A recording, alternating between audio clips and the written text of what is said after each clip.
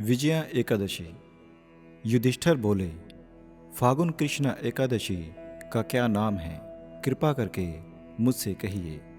श्री कृष्ण बोले, हे राजन, इसका नाम विजया है। यह व्रत करने वालों को सदा विजय देने वाली है, पापों को हरने वाली है। उत्तम कथा को मैं कहता हूँ, उसे सुनो। जब रामचंद्र जी ने वनवास के समय सीता और लक्ष्मण के साथ पंचवटी में निवास किया तो सीता को रावण हर कर ले गया, और उस दुख से रामचंद्र जी बहुत दुखी हुए और वन में भ्रमण करते हुए आसन्न मृत्यु जटायु को देखा और कंबंध नामक दैत्य को मारा। रामचंद्र जी से सीता जी का वृतांत कहकर जटायु भी मर गया। फिर रामचंद्र जी की सुग्रीव से मित्रता हो गई और बंदरों की सेना इकट्ठी हो गई। फिर हनुमान जी ने अशोक वाटिका में जानकी जी को देखा। राम जी की अंगूठी सीता जी को देकर बड़ा काम किया। फिर लौटकर सीता जी का सब वृतांत सुनाया। तब रामचंद्र जी ने वानरों के साथ समुद्र को देखकर लक्ष्मण जी से बोले, हे सुमित्र, किस पुण्य से समुद्र को पार किया जाए, क्योंकि यह सागर अथाह जल परिपूर्ण है।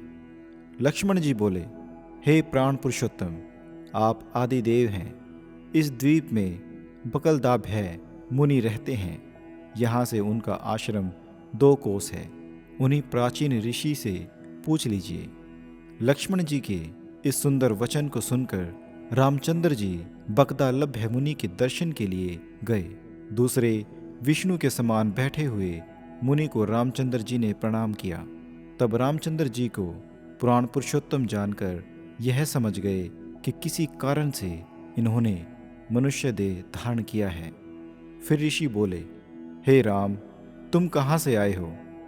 रामचंद्र जी बोले, हे मुनि, मैं लंका जीतने को आया हूँ। आप कृपा करके उपाय बतलाइए।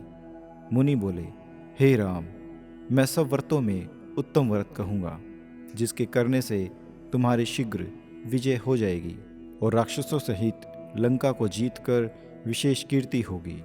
तुम एकाग्र मन से इस व्रत को करो।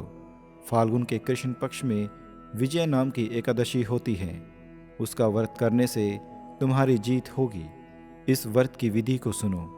दशमी के दिन मिट्टी का कलश बनवाएं।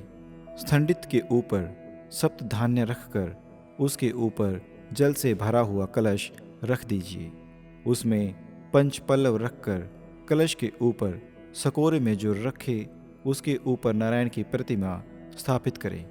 एकादशी के दिन प्रातःकाल स्नान करें, विधिपूर्वक पूजन करें। मूर्ति समेत उस कलश को विद्वान ब्राह्मणों को देवें। इस व्रत को करो, इससे तुम्हारी विजय होगी। इस वचन को सुनकर रामचंद्र जी ने विधिपूर्वक इस व्रत को किया। इसके करने से रामचंद्र जी की विजय हो गई। ये थी विजय एकादशी की व्रत कथा। राधे राधे।